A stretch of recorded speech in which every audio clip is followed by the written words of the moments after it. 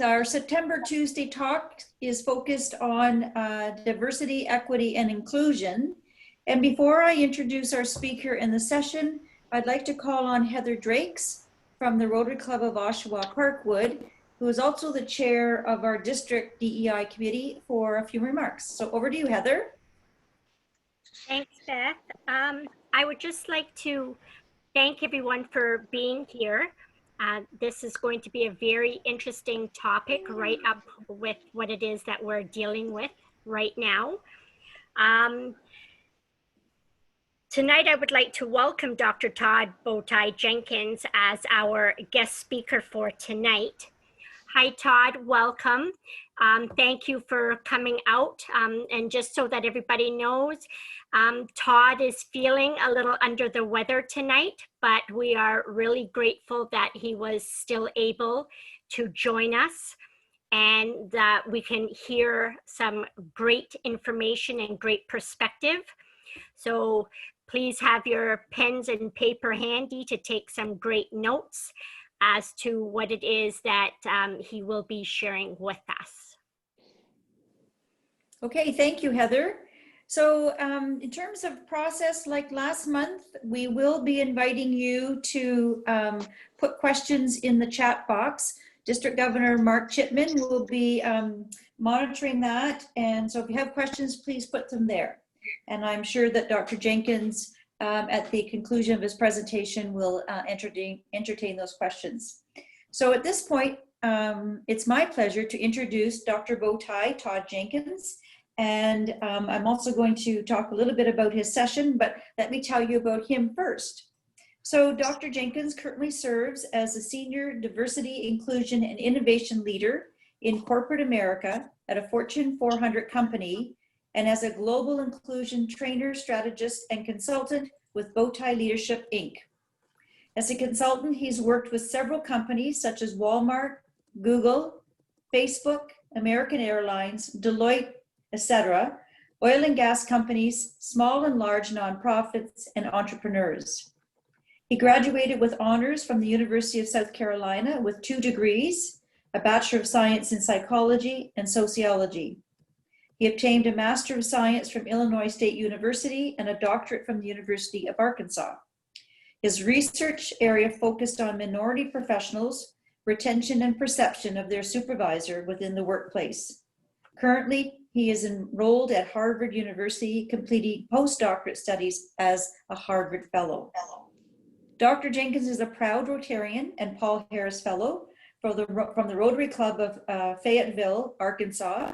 He has served as a former Rotaract advisor, Interact sponsor, RILA presenter, Youth Services Chair, 2 terms on the club board of directors, and graduated from his district and zone leadership academy.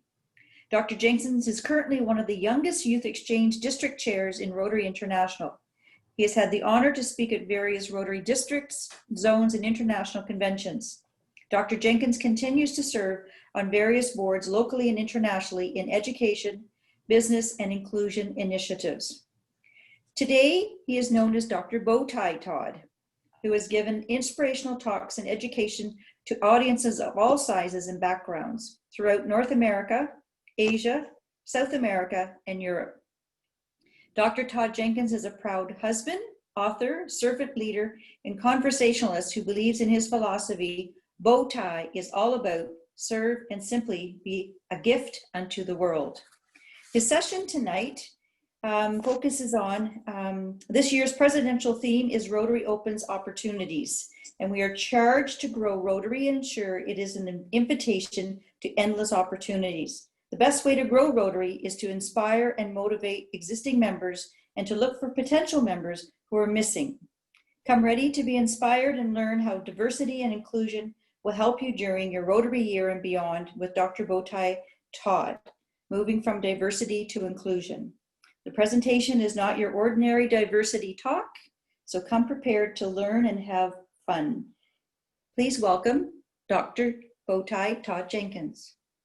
Oh man, that is awesome. Hello, my friends. Hello, hello, hello to you all. Thank you, Beth, so much for that awesome announcement, as well as Heather, Mark, all for inviting me. It is so good to be here. I do apologize. I had a sinus infection pop up today on me, but I think the good news for you all, excuse me, is not only is I have a little medicine in my body, but I am freshly showered. So I took a hot shower just for you all.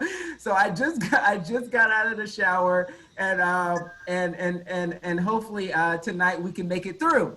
But just want to make sure really quickly, Beth, can you all see my screen okay? Yes. Perfect. Okay, so I am here to talk about inclusion, moving from diversity to inclusion. Because guess what, my friends? I know we're in the midst of a pandemic, but inclusion, it still matters. And so for tonight's conversation, just to manage expectations, I'm going to tell you a little bit about what we're going to discuss. And of course, at the end, at any time, I'm going to open it up for Q&A before we dismiss, so we can have an opportunity to share your thoughts, your comments, or question. But what we're going to talk about today, of course, I cannot come into any conversation without talking about bow ties. So we're going to talk about bow ties. We're definitely going to talk a little story, tell you a little story. But what brought us all here today, I definitely am going to talk a little bit about Rotary as well. And so I definitely appreciate it. And if you all don't mind, if you don't mind putting your mics on mute for me, just where I don't get any feedback, but anytime you could talk at me. So if you want to keep it unmuted and talk at me, that's fine too. Just want to make sure I don't, if I have a question or if someone have a question for me, I can hear you. So let's go ahead and get right into this dialogue. Why the bow tie? So you heard Beth was talking and calling me Dr. Bowtie Todd. And the interesting thing about the bow tie, for me, it's bigger than a necktie and a brand. It's a philosophy, but it started with the necktie. And how this came about is that, of course, this necktie is like a conversation starter. Whether I'm going to the local Walmart or going to another store or even in another country, most people will stop and ask me, and they'll be really curious, like, hey, did you tie your tie yourself? Where did you get it from? Why do you wear a bow tie? Almost like I would probably say 98% of the time, I never received like a negative perspective of like, you should not be wearing bow ties, they're bad. Most people, they usually like reflect negative on themselves and say, well, you know what? I don't think a bow tie would look good on my neck, or their spouse would say, yeah, you don't wear bow ties really well, like Todd. And so it's been interesting learning about the bow tie stories throughout my lifestyle. But I started to think, well, what if we lived in a world that humans actually stop and be curious about the other person that they don't know, just like they're curious about my bow tie. And so what I did was I created an interesting acronym of how I have everyday dialogue, how I engage in presentations, how I engage with my students in the classroom. And I'm going to share it with you all because it is my hope that we can bow tie our conversation together tonight. So here it goes. The first letter of bow tie is B. Okay, throughout this conversation, I know you're virtually tuned in and physically probably sitting down somewhere, but I want you to be mentally present for this next 30, 40 minutes that we talk. Be mentally present. And I really feel like not only for this presentation, but also in everyday dialogue, it's really great for you to be mentally present. And how many of you all know you could be in a conversation and not be mentally there? Yeah, it's a lot. So the next letter of the bow tie is O. Open to new ideas. So tonight's conversation, I'm going to share with you all some ideas. I'm not asking that you have to agree with everything I say. I just ask that you just have an open mind and open heart to engage in tonight's dialogue. The next letter of bow tie is W, willing. Willing to share your own perspective and your own story. I believe everyone on this call has a unique story, and it's up to you to share it. So I ask that when you share and engage tonight, please own your truth and understand that you're speaking from your perspective, and we want to respect that. Well, I don't know if we have any bow tie wearers on the call tonight, but if we have any bow tie wearers, or what I usually kind of hear is the biggest challenge of a bow tie, if you actually tie your own ties, is really that knot in the middle. A lot of individuals always say, well, how do you get that knot? How do you make that knot work? And my friends, I have honestly seen this as a really challenging part of dialogues today. And that is the last part of this, which is the TIE. How do you tie the conversation together? How do you lead this conversation better than you came in? So just for reminders, I would like for you to be mentally present, open to new ideas, willing to share your perspective or engage. And most importantly, my friends, I hope that we can tie this conversation to really help your perspective or lead this conversation better than you came. So without further ado, if that makes sense to you and if you're okay to bow tie this conversation together, in the chat box, can I see the word bow tie if you agree that you're gonna bow tie the dialogue tonight? Let's see. Oh, I got my first bow tie. Bow tie. Yes. Okay, great. Okay, now I can get started because I see it's going to be bow ties in this room tonight. So let's get started, my friends. So without further ado, I have to start with the first word and concept, the word diversity. I think it's very, very important before I begin any part of my conversation that we talk about these terms, because I know that people come to these terms very, very differently, and they're all interesting perspectives. So I want to share with you my definition, my position of these terms, and what I mean and how I bring to the conversation. Let's think of the word and let's start with diversity. So diversity to me is twofold. Diversity is visible and invisible differences that make someone complete. Okay, visible and invisible differences. So visually, you're looking at me, you see a brown, good-looking guy with a bow tie, okay? That's my visible difference. But invisible, you may not know, I'm one of 13 kids. I can hablar Espanol and follow Portuguese. I am afraid of heights, but I love to travel.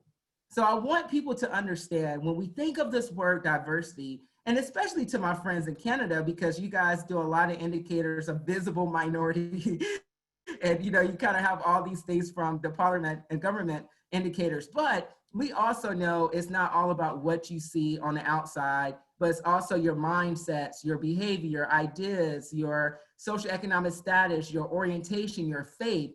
All of those things are a part of the diversity concept as I come into the conversation, and they're both as equally as important, visible and invisible differences.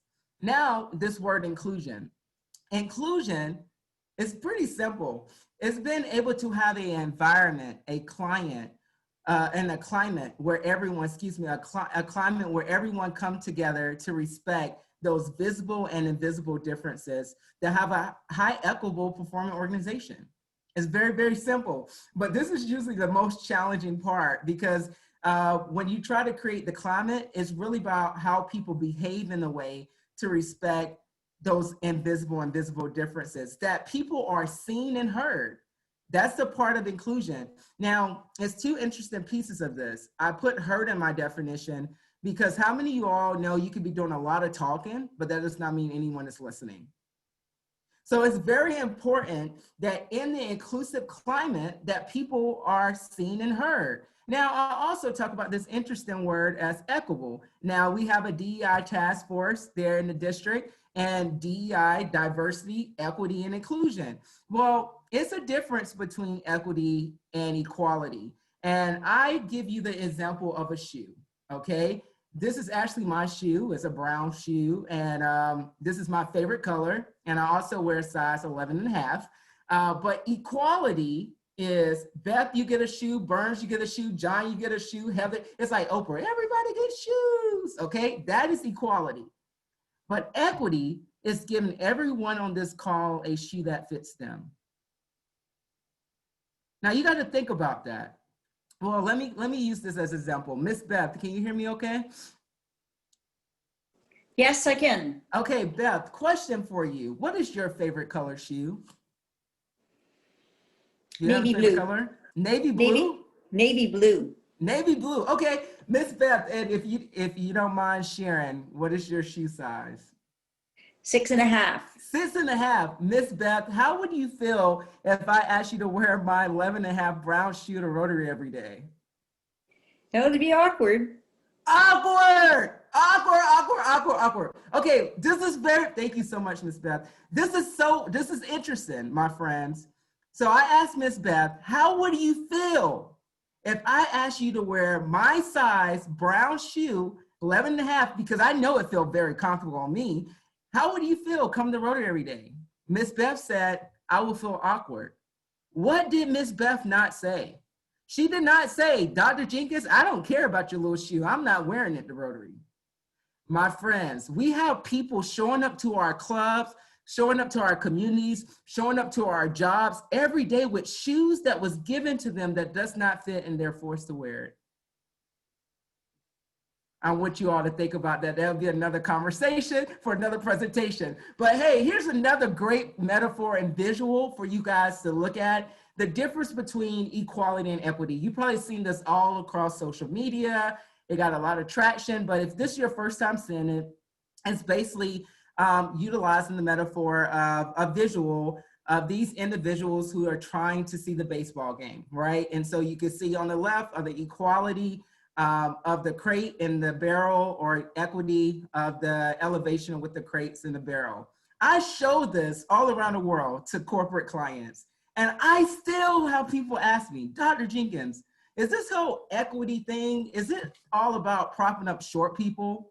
Is this a short people initiative, Dr. Jenkins? That's what you're telling me. And so I have to go and redesign and look at other issues and give them another visual. Because my friends, this is not a question of height, but it's a question of the structural barriers to opportunity. That's what we're talking about here. And I know you all get it. So I know this is not none of the Rotarians, because, you know, not the Rotary world. We get this really, really good. But here's another thing that I want you all to understand. Even if you get equality, even if you understand equity, the reality of our current pulse of today's society is that we're not all starting at the same surface level. That is the reality. It's the reality that you or I did not create, but we are living in it. It's the reality that we don't want it to be the reality. So we are looking to change this, because Rotary, we are service above self. Rotary is a mission, it's a core value for diversity.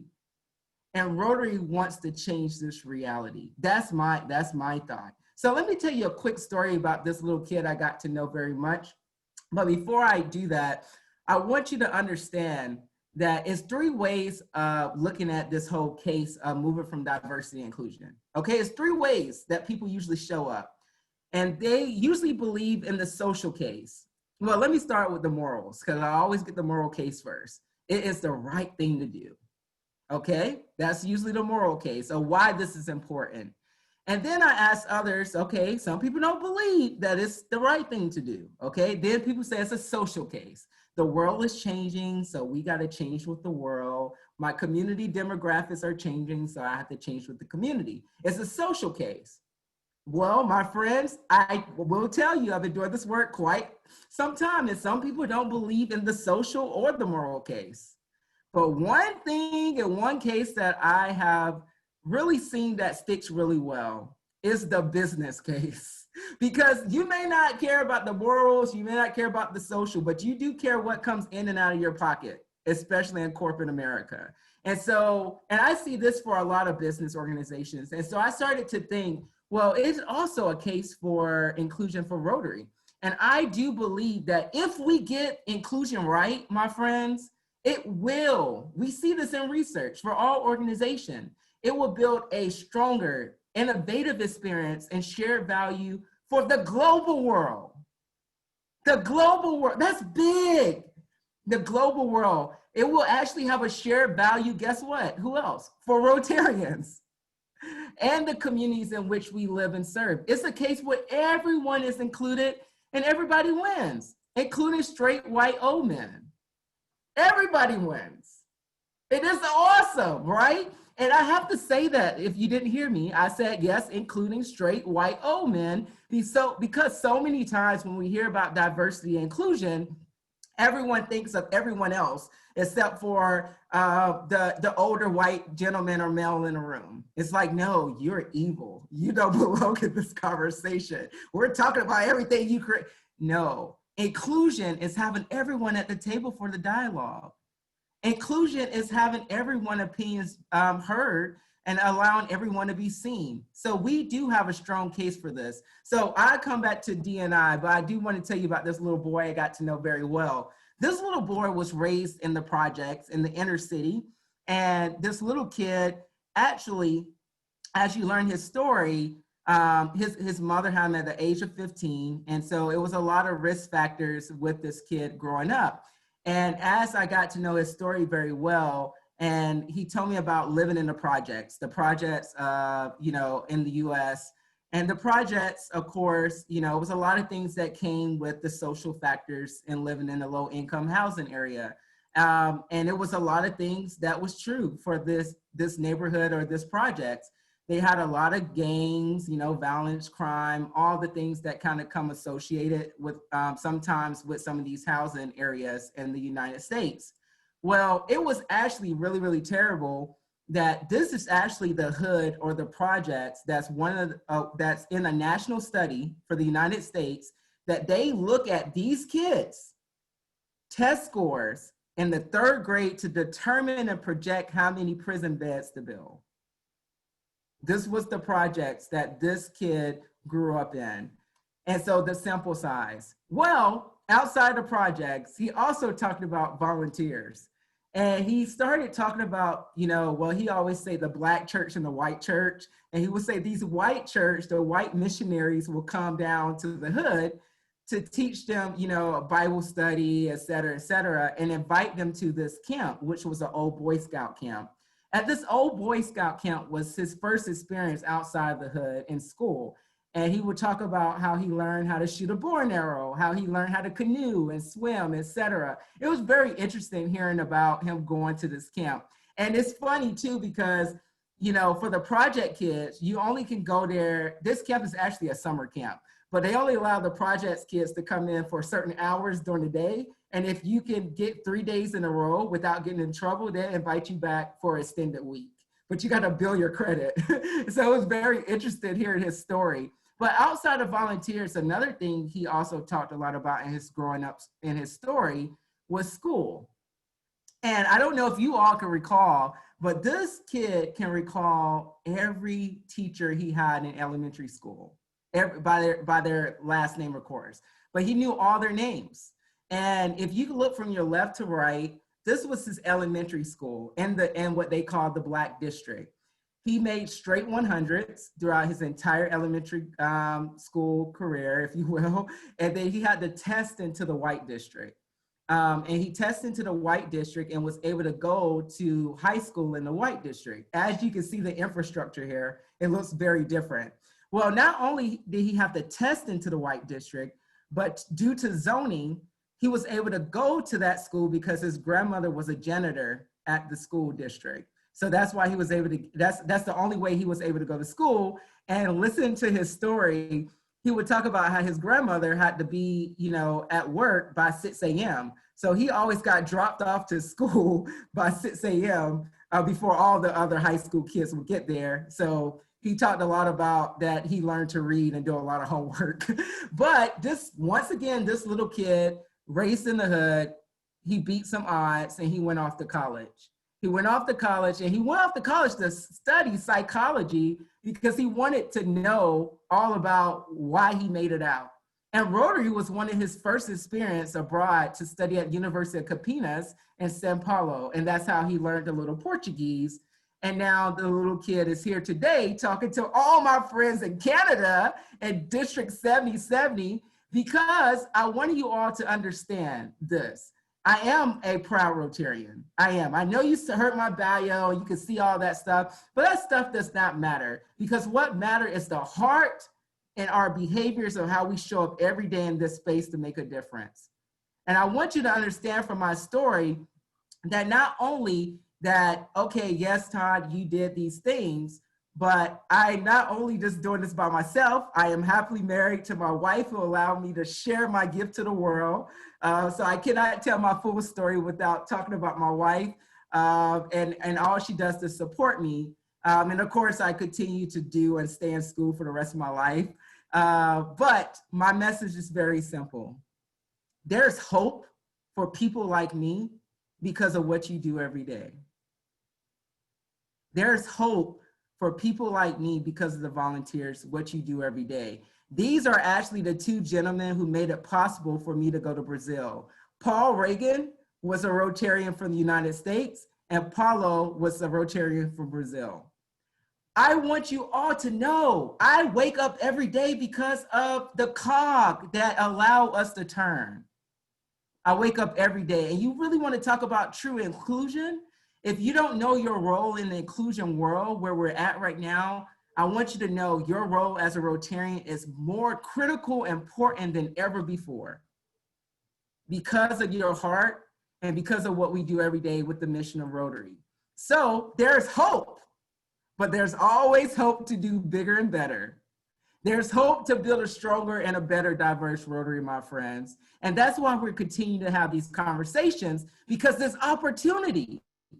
It's opportunity to get bigger and better. And we know the reason why. You guys have a DEI task force. I know some clubs don't even know where to start. The districts don't even know where to start. But you guys know that this is an incredible opportunity for you guys to explore. So I want to talk to you all a little bit about Rotary International, just in case, trying to bring everyone up to speed before we get into actions and before we get into questions.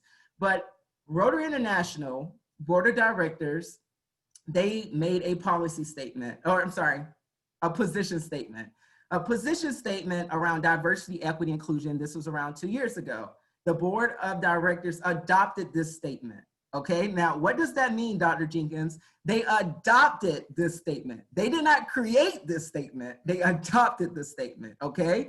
Also, when they adopted the statement, which was very monumental for our organization, they also adopted a goal for representation around number of women in Rotary, but not just Rotary in general, but also Rotary leadership. Now, most people will ask me the question, well, Dr. Jenkins, don't you know diversity is so much bigger than women as well? Yes, you are right. But at the global table, the thing that we were able to measure the most and that was agreed upon all parties around the world was gender. And so because we're able to measure gender and we're starting to measure age, but it's not as great as how much we're measuring gender. So I just want you all to kind of know that. But let me give you some insights on where we stand with women in Rotary, okay? So this was pulled, I pulled this around 2 months ago. So 24% of Rotarians are women organization-wide.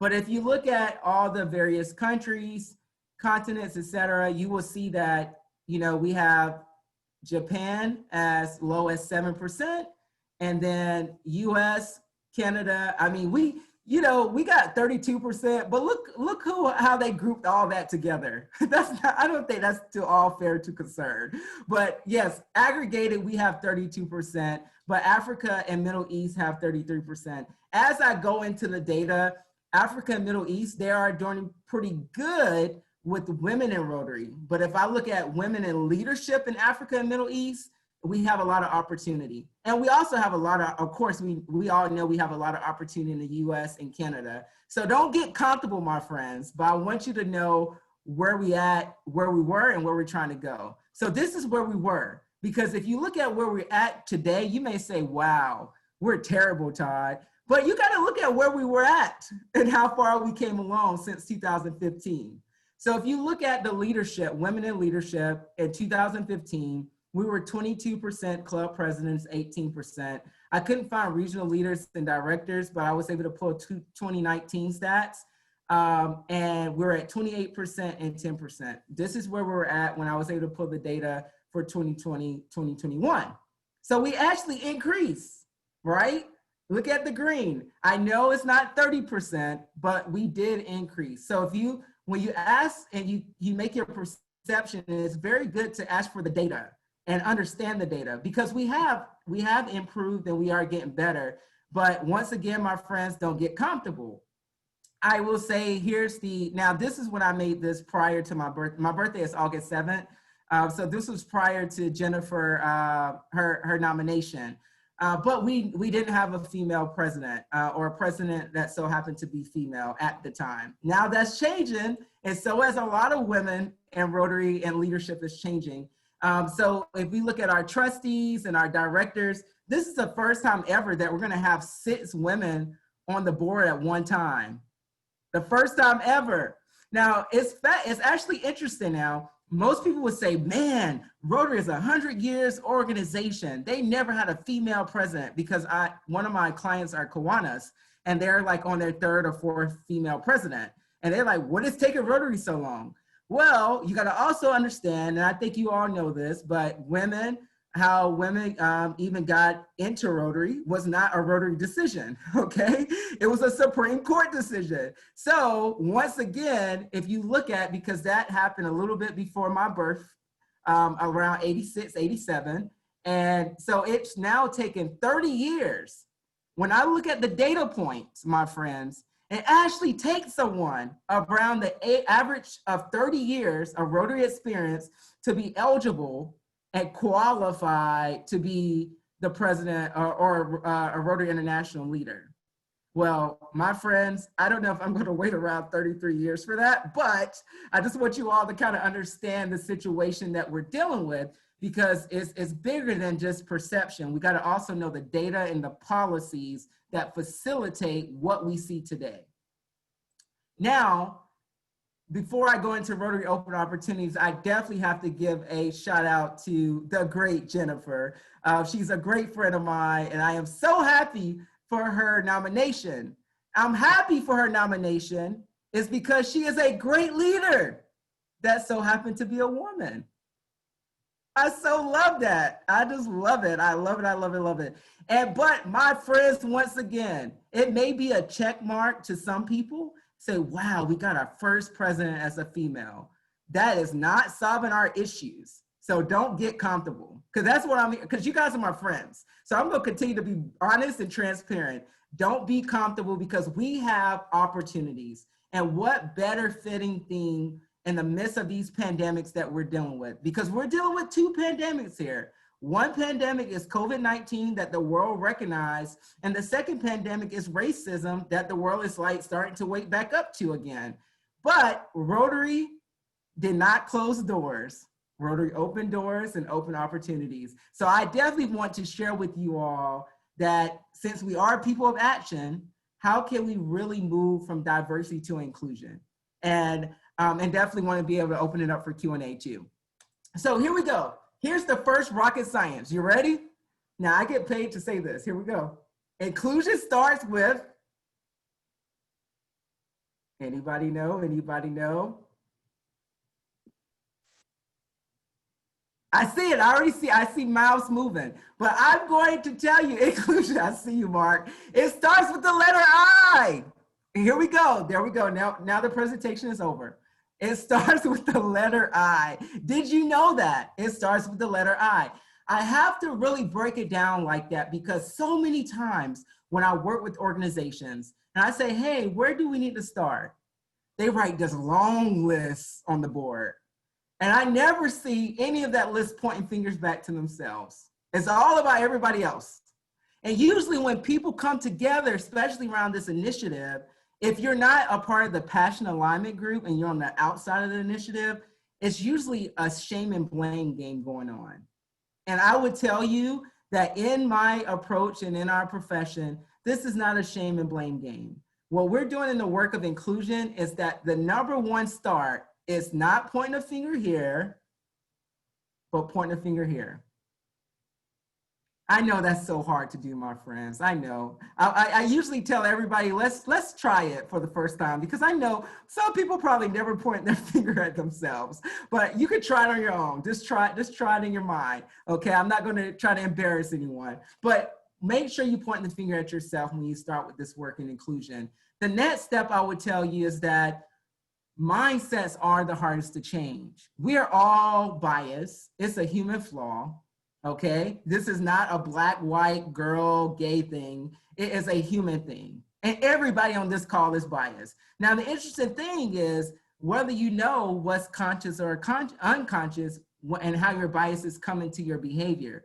Because I cannot read everyone's mindsets right now as I go through all this grid. But what I can see is your behavior. So most times when I talk to people, of course, I'm not talking about Rotary. When I talk to other people, it's like, no, I'm not racist. No, I love all people. I don't see color. Well, I don't know what your mind see, but what I can see is how you're behaving. And so I want you to understand that I'm not here to really change minds, is not, but I want to encourage you. How are you behaving inclusive? How are you building an inclusive climate, and how can people see your actions? So something to think about, but you must have an open mind and open heart in this work. I'm telling you, you have to have an open mind and open heart in this work, and don't make assumptions. I'm learning that every day. Don't make assumptions, my friends. And I don't know if you all would notice this, probably, how are a lot of minds and hearts changing today? Just to think about that. How are a lot of minds and hearts changing today? And the interesting thing, most people would say, guess what? Social media is changing our hearts and mind, or the stats are changing our hearts and mind. You know, we see everything and we can read it now. But I would tell you, my friends, I've seen in our research is the stats and social media is not changing hearts and mind, but kids and grandkids are. Because you never know who little Johnny's gonna bring home.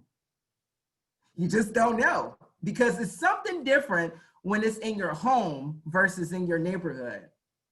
It's something different. And so we have seen a lot of hearts and mind changes because your kids and your grandkids or your nieces, nephews, or friends, neighbor, they are challenging you. They're challenging you to think different. They're challenging you to not teach me so much on how to live a racist life, but how to be anti-racist.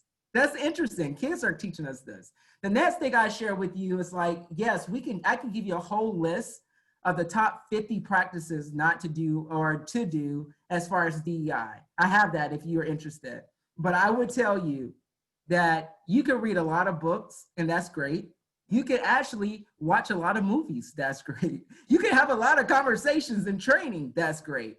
But you need to really think about what are small changes you can do to make a big difference in this work. What are something small you can do, my friends? It could be something simple, as in turning on your video while you're at a Rotary meeting. That's a small change that can make a big difference of engagement. It could be something simple as donating to a fund. It could be something simple as actually trying to do a service project in your own community with people that look different than you. Do you know that I have seen clubs and districts more comfortable with serving people they never met versus serving the people that lives 5 miles down the road? This is something interesting to think about. Small changes can make a big difference. A small change is smiling. Show your teeth while you have them, because one day you're gonna wish you smile. So small changes can make a big difference. But I will leave you with this thought. How are you being inclusive in the new normal? If you are a club president or a club leader or just a member, because everyone matters in this. I always tell my students this, but if I was able to come at the end of your year of leadership, or this is the year end, and I say, show me your inclusive resume, what will you have on them? What will you have on there? What will be on your resume? I still come back and ask DGs this. Mark, I'm gonna ask you that too at the end of this year. What is on your inclusion resume? Because if you say, Dr. Jenkins, I don't know. Can you help me understand what it was? I don't know either, but I think the deal is that I'm not trying to say you've got to build a resume, but what I'm saying is that if you're not intentionally inclusive, you're unintentionally being exclusive. And you have to think about, in this new normal, my friends, how are you building true inclusion? You guys are doing some great things already there. And I think you already have some action plans, talking with Heather and her committee and what they're doing. So you have some resources, but the resources is not just a task force. The resources is everybody on this call. Everyone is a part of the task force. Did you know that? Welcome, Heather, you got a big committee here. Everyone is a part of the task force. D&I, diversity, equity, inclusion, is not something that's need to be built on the outside. It's already in this room. It needs to be built on the inside. D&I is not just a special initiative. It is everybody's initiative. It touches everything we do. Everything. It touches recruitment, orientation, membership development, programs, service projects, leadership pipeline, DG succession planning. It touches everything. So you need to think about, if you have a committee or initiative or a role within your club or your community or job, you should put on your DEI hat and say, how am I building an inclusive resume for what I'm doing and what I can impact? Because action is what we need, my friends. We're not here to continue to beat ourselves deaf with training. We need behaviors training. We need to be able to look at the systems and the policy, because what we're dealing is systemic, my friends. It's systemic.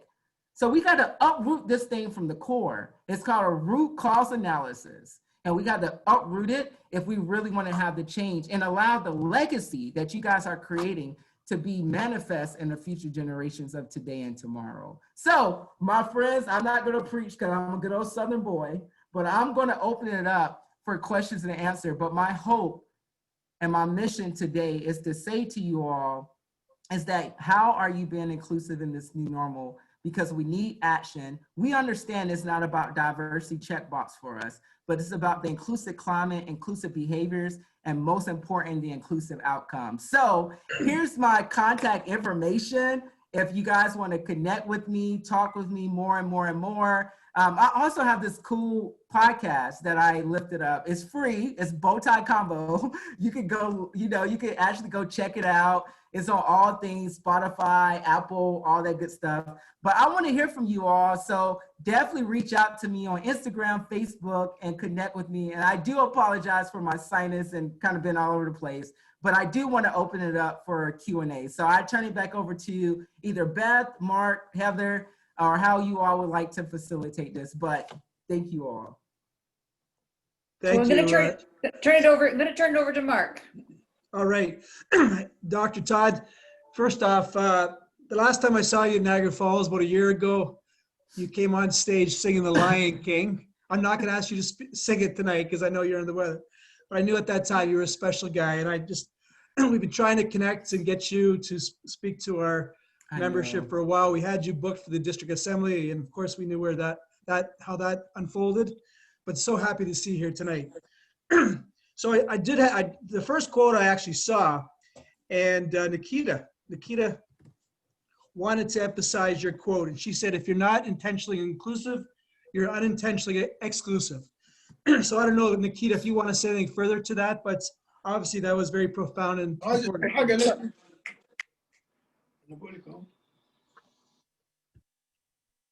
No, I just wanted to highlight it because I thought it was really impactful and really provides an area for us to be a little bit more self-reflective and really challenge ourselves. If I'm not being intentional about my initiatives and about my actions to be inclusive, then I'm really being exclusive, and that's not what I want. So I just thought that stood out to me.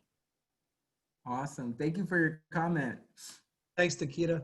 Now, I know we have some district equity, inclusion, and DEI committee members online. And I'd love to hear from you as well. So please speak up or put your comments in the chat section. I have a question.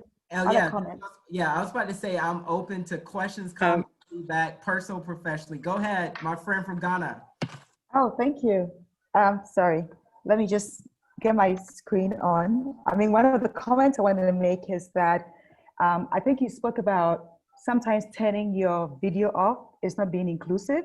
I've actually also been in facilitation seminars where some people think when you turn it on, you're not being inclusive, because sometimes depending on where people are, they have issues with internet connectivity. And so when you have more screens, turned on, it affects that. So I've seen the opposite side where people think that to be inclusive, so you actually see people sending chat messages saying that try and be inclusive, think about other people, turn your screen off if you're not speaking. So I think there are different ways of looking at that. The other thing was the finger pointing. Again, I'm not too sure. I didn't see your screen at that point, so I don't know if you mentioned that, but there's this saying that when you point one finger, 4 others point at you, you know? And so it's one of the ways that you can kind of think about it, that, you know, whenever like the you, I mean, when you ask a question, it was like, okay, you talk about you first. So when you point one finger, 4 others point at you. And so it means that you have to be even more self-reflective every time you're thinking about other people. And about the small steps, it reminded me so much of the Kaizen. I don't know if I'm pronouncing it right, the Kaizen theory, Japanese theory, which talks about little improvements, small changes, and that little improvements make the big change. And some people will argue here in Africa that the way to eat an elephant is not eating the whole elephant, but cutting it in pieces and then eating it. So I thought you had some really interesting, these are just my contribution, but Yeah, thank you. I appreciate it. Yes, I appreciate you. No, thank you so much for your perspective. And I do want to clarify. So no, with the first point of your video camera. So just want to make sure I was pretty clear, is that that's just one way of engaging with inclusion. Yeah. I actually don't think that's the most inclusive thing to do, but I think it's one way that you could be present. But we have seen in our research and our practice that even in a virtual setting, individuals, your biases still show up. They still show out too. They show up and show out, especially when you see someone looking a certain way on a camera, or if they're not connected on the camera. But I do a lot of talks in Africa, and actually because of the connectivity, a lot of people don't have their video on. So I do appreciate and I do respect that too. And I think the best thing to do to how to really build that true inclusion engagement is ask your members what they would like. A lot of people assume that you know what your members want. Like, oh, let's make it fun. Let's have everybody drink before we show up. No, everybody don't want to drink. Like, you know, ask your members what they want and you will get the answers. But thank you so much for that perspective. And I really appreciate you being here tonight. Doc, yeah, great to see you, Mommy. And Mommy, you become a regular at our Tuesday Talks. I love to see you. So thank you for joining us tonight. Another question that came up. Sure, please do. Go ahead, Mommy. One thing I heard about inclusiveness, which I thought was really interesting, was I think it's Uganda or one of these African countries, don't quote me on that, where they were talking about face mask, which was transparent for the deaf, because, you know, they lip read. And when you wear a face mask, they can't read your lips. And so there were some which were transparent, and that was one way that people were being inclusive, just to accommodate them because they read your lips. I thought that was interesting. So just sharing that. Thank you. No, thank you for sharing that. That's awesome. Thanks, Mommy. There was a really interesting question from Joe Sawin, and I think it is something that we have to think about. And Joe's question was around the sense of equity in our Rotary fees or dues. And these could be seen as exclusionary and a barrier to inclusion. I think that's something that's very apropos. Dr. Todd, do you have any thoughts on that? Yeah, so I would, you know, as a young professor, I joined Rotary when I was 22. And so I wouldn't be able to afford Rotary so what I did is I got into Rotary, I started understanding the data analytics and the systems, and I changed the policy. I learned that they had a over 85 rule that was in place. And I said, well, can we have an under 35 rule? And so what I did was I created a policy in our club that that's basically given any individuals that's under 35 or under 40. Then we took age out. That's anyone that's financially need, or if you will, affordable, to make it affordable, that you'll just break the fees in half and they pay it back in service. Because what I noticed is that I'm in a club of 125 members, but also in that, or I'm sorry, 200 members, but we only see a consistent 125 show up. But the other 75, they still pay every week. So I told my club president, what if I replace half of those heads with not able bodied, excuse me, see people that's going to show up, that's going to be young and on fire for Rotary. Are you okay with that? And he reduced the fees, and that's how we go. So I agree with you. And I would tell you that we're doing a better job at Rotary International to have these conversations around flexible memberships, just basically kind of having unconventional clubs, as well as breaking down our structures. But we need everyone to have these conversations in your area to see what policies and systems in place that are making people not have accessible to them to become a Rotarian. So great question, great point. And I have a question as well. I might as well get this out here. So many clubs, I'm asking the question, so I might as well take advantage of the platform. Many clubs have a creed or a saying at the start of every a prayer at the start of every meeting. And I know even in my own club, we had some challenges with that a couple of years ago. And as we look at being equitable, inclusive, it's something that we need to think about. And it's a very controversial topic because for many clubs, it's very traditional. So Todd, what are your thoughts about tradition in Rotary and how we can be more inclusive by perhaps reflecting on some of those traditions? Yeah, I can have a biased approach to that because most of the tradition was built off a certain perspective, depending on what you say, depending on the tradition. However, what I want to flip back to you all is I want you all to think about what are some of those things that are potential conversation starters for you guys to unpack. Like I'm getting a lot of messages about here's the things you guys are doing in your club, like a lot of private messages on Zoom right now. And I think if you guys all just pull your list together, you may have your answers right there. But so many times we work in silos because we're trying to compete and we're trying to be the best and best. And that's how we were raised. But I want you all to understand that you have a lot of answers in your own district. But I think from your point of that specific, around doing a reflection or a prayer, we are a place of all faith. And so I think something inclusive is being able to reflect your community as well as ensure you're reflecting your membership in your reflections. Of course, I'm from the South of Columbia, South Carolina. We're a good old Baptist, Southern.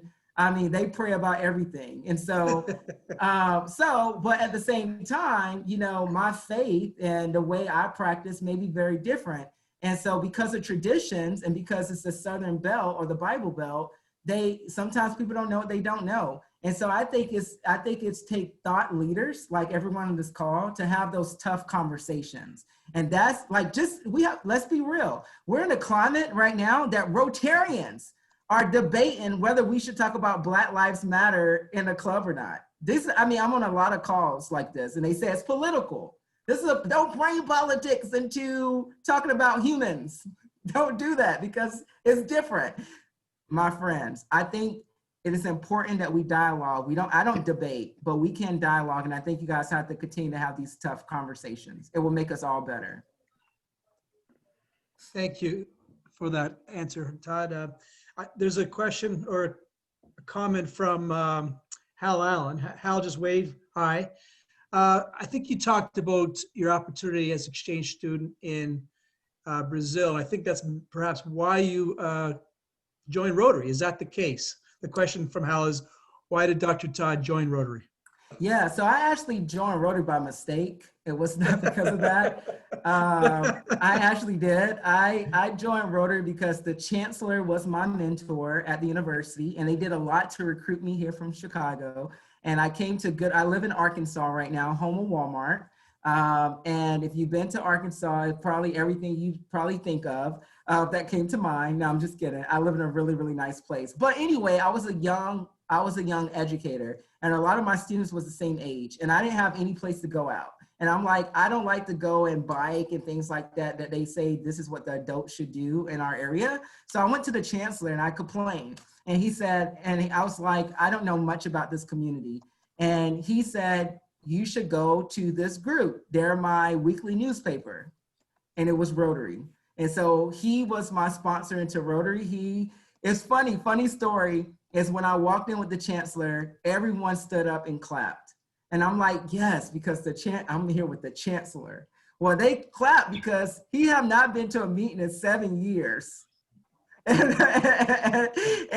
he's a Rotarian. He's one of those people. So my clap was the standing ovation was my claim to fame is that I brought the chancellor back to Rotary on his sponsorship of me. But that's how I got involved in Rotary there. And then I became a part of Youth Exchange Committee and got very involved because of my passion for youth. And therefore, now history is created for me. Thank you, Dr. Todd. I'm going to make a note about Khalid Hassan indicated to me, he said, Mark, behavior change is really tough. I suggest under your leadership, can we have projects and awards on diversity and inclusion?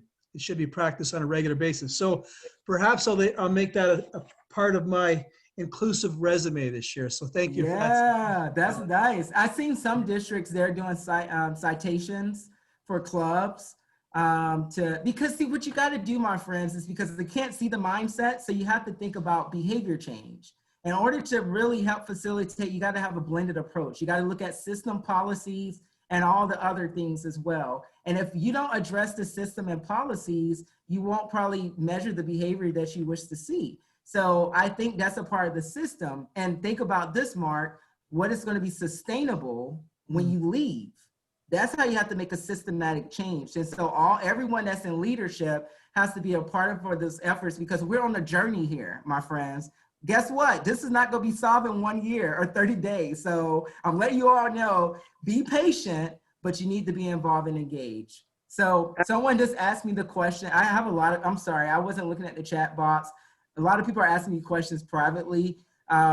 But one question that just came in was, how is this change and progress being measured? Very, very great question.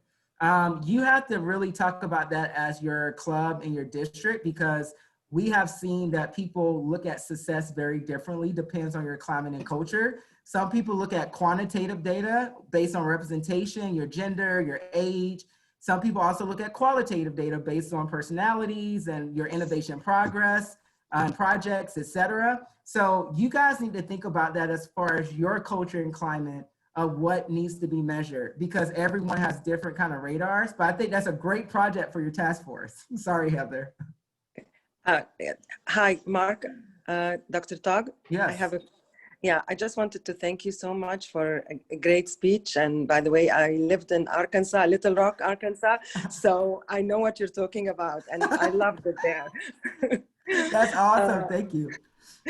And it's one thing that in Rotary, and I hope this really, the change really happens, because it's one thing to talk, but we'd like to walk the walk. And let's hope that we will be able one day to really achieve that. That's hopeful. What I'm looking for. Yeah. I am hopeful. I wake up every day with a smile and a hope that it's going to be better than the day before, because I got all my friends today on this call. Thank you. Just want to check your time.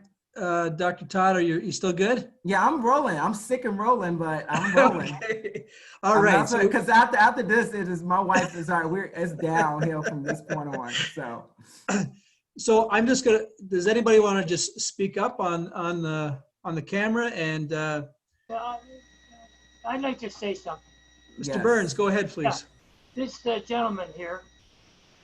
One thing I'm surprised about, and I'm not sure you show it at all, but I remember Satchmo Armstrong said, "It's not what you say, it's the way how you say it." And I'm wondering, do you think enthusiasm is relevant? That is a very, very great question. I believe, yes, inclusion gets me excited. And I think, I do believe that if you are talking about this work, because it's also, again, it has something to do with me, and it has something to do with my loved ones and my family and all my friends. So I get excited when I see everyone is getting better. And I do believe that motivation in this area is definitely needed, because when you're not motivated by something, that means you may not believe that it is pushing something for the greater good, potentially, or your own self-interest or organization interest. And then you fall into this kind of gray area of compliance. When you say, oh, we got to do this training, oh, we got to show up for diversity, or we're going to be looked at the club as like, we don't care about those people. Like that's like compliance driven. And you're going to do more of check boxes except for behavior changes. And so I get excited, and I believe that you got to be, you have to have motivation in this work. Dr. Todd, I think you're great. Oh, thanks you. Thank you. So Thank much. you for that, Mr. So on a serious note, there has been a couple comments about what good is diversity and inclusion if there's very little tolerance? And I think that, do you want to touch upon that, Todd? Yeah. You know, that's just like when I tell organizations that you can have a lot of bias training, but your culture allow biases to exist. So what's good of the training?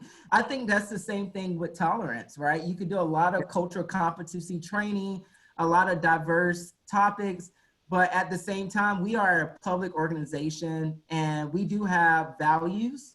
We do have mission, we do have a creed, et cetera, that kind of helps us, supposed to open our mind and our abilities to be culturally fluent and competent, if you will. Now, everyone interpret that very differently. I see that because I feel like we should not be, hampering the diversity statement when it's a core value.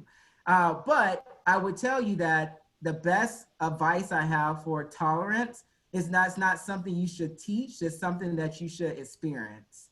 And so what I always advise leaders and clubs is create the diverse and inclusive experience for your club member. What does that look like? Because through that experience, minds and hearts are sometimes or most times change. And because a lot of people, it does not show up to this space with my experience of how I was raised as a Black man in the United States from the hood, I can't expect for them to have the same empathy level to a certain extent. I'm sorry, like I can't. But what I can do is invite them in and part of the journey. So once again, is that tolerance, someone just said this, oh, it's funny, because I agree. Tolerance is the lowest form of acceptance, but it's a place to start. And I think that's the reality that we need to all be understanding, that we all start in this journey very differently. And it's not fair. It's not fair for you to expect for someone to start where you started. It's not fair, my friends. So if you understand that mindset, it can kind of soften your heart for the openness to help people on this journey together, because I believe we can all win collectively. Very good. So this is a theme that I think you've touched on this somewhat, but maybe you can expand on. And the question is around what ideas would you have to attract more young people from an inclusive perspective? Yeah, so I believe that, it depends on the market because what I start to see a lot of in Rotary is that we call on young people for certain things.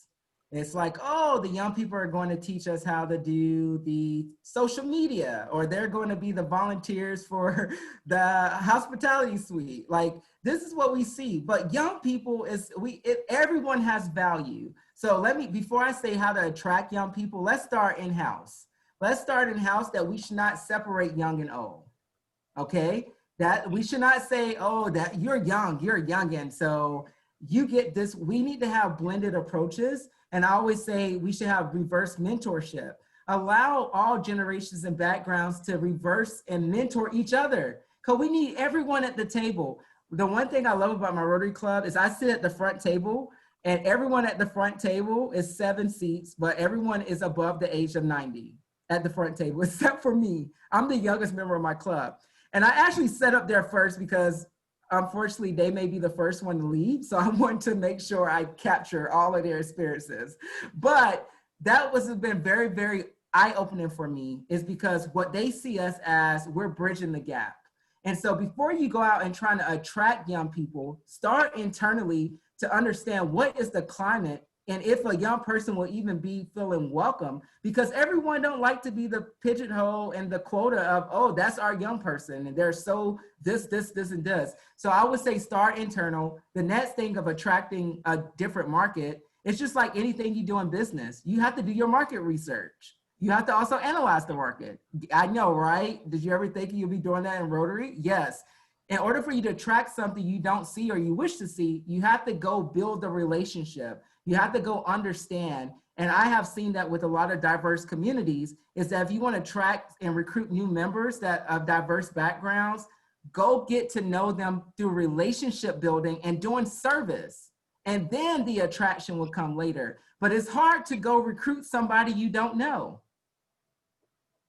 Simple as that. Very good.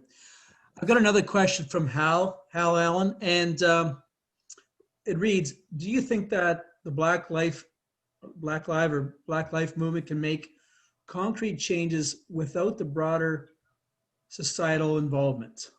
I'm sorry, can you repeat that a little? Sorry. Do you think that the Black Lives movement can make concrete changes without the broader societal involvement? Oh, absolutely not. It takes everyone. It takes a blended approach. Now, can they advocate and can they push and champion? And it's a movement, right? So can you continue to push for it and champion these causes? Yes, but it's also take the broader society to also support. So that's why you got to recognize privilege. You got to recognize your voice in the movement, not just Black Lives Matter, but every movement. Everyone has a voice, and you have to recognize your voice into that. Whether you're a person of the privilege or not, everyone has a voice and everyone has a role. But to that question, I think concrete actions was actually championed by them, but it's also broader or majority groups, the dominant groups have to be involved to help the systemic change. Okay, my friends, Mark, I take one more, but I'm getting the cue that like my voice is about to die. Is that your wife in the background saying, Yes. Todd, shut up now? You've had enough today? Okay, so Nikita's got a question. I think that this one will be sort of a good finale. And her question is, what's one tip to start building the mindset muscle for DEI? Yeah, what's one tip? Oh man, it's so many tips. What is one?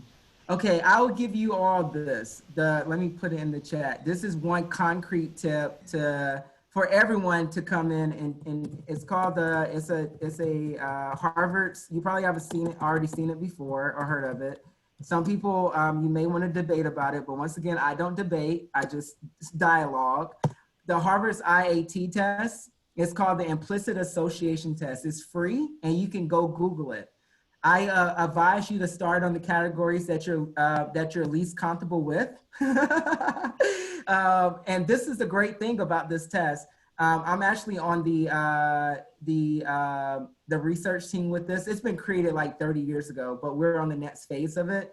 But it's called the Implicit Association Test, and it goes through all these different categories that you can actually go test yourself on your implicit association. And it spits out a score and tell you a little bit about the perspective. Why do I say start there? Because if you can start to understand how your biases and your implicit association shows up personally, you can probably start to have that dialogue with yourself before you can have the dialogue with others. And I think that dialogue with yourself, we have seen that operates muscle memory a lot more effective than dialogue with others. It's a psychological approach, but I think it's very, very interesting. Yep, starts with I. But definitely, oh, thank you, Susan. Yeah, definitely go check it out. It's very, very interesting. Very, very interesting. I would love to hear your feedback. Feel free to reach out to me. But my friends, Mark, Beth, Heather, friends, I once again want to say thank y'all for letting me come in virtually to bow tie it together. And I do wish you all well. And I want you all to go to bed tonight and wake up in the morning and thinking about the hope that you guys are all doing every day, even in the midst of this new normal. I appreciate you all. I love you all. And if there's anything I can do to help, hit me up. Mark is all yours. Beth is all yours. Thank you, Beth. Heather, do you want to say anything at all, or? Todd, I would love to thank you so much again for reaching out to us. We've had some great chats online and tonight in person.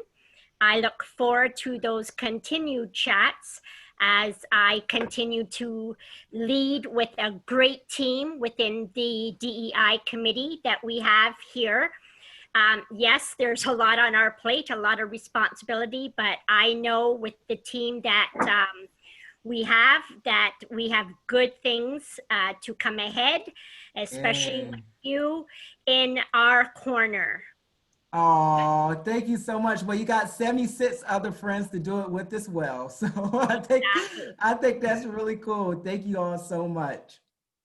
Thank you. So Beth, just want me to wrap up here then? So Yeah. Once again, Todd, you've made my year. My inclusive resume has started tonight, and yes, I'm going to hold true to that, and it's going to be in perpetuity and persistent. So that was a key point as well. Thank you very much. We all love you as well, and it's so great to see you. You did pretty good for just having a sinus infection. So your worst is one of my best days. So thank you very much. This is recorded, by the way. We did have over 102 at the top of the hour. So this is recorded, and I would love for people to take this recording back to their clubs and show it as well as part of their one of their weekly messages. So thanks again. And now I'm just going to give a plug for next Tuesday Talks, which will be on October 13th from 7 to 8. This is a series of Tuesday Talks we have in this district. Dame Canthan, our chair, and her entire District 707 Leadership Development Committee invites you to Tuesday Talks on October 13th, and it'll be entitled Developing Leaders.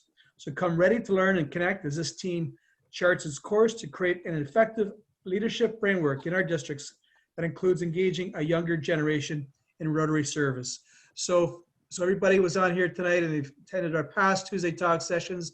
They're being received very well. This was a highlight tonight, of course, but our upcoming ones will be very interesting as well. So please register, tell your fellow members that we have these Tuesday Talks.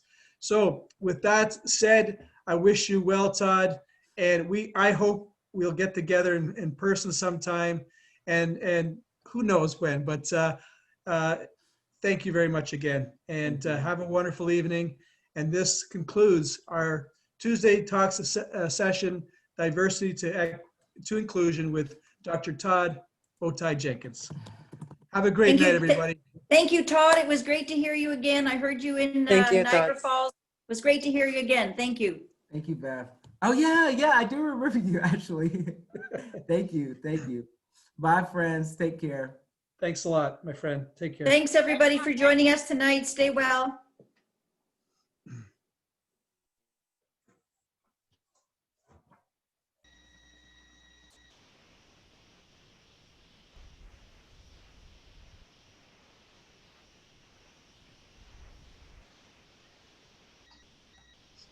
So just the six of us on there now?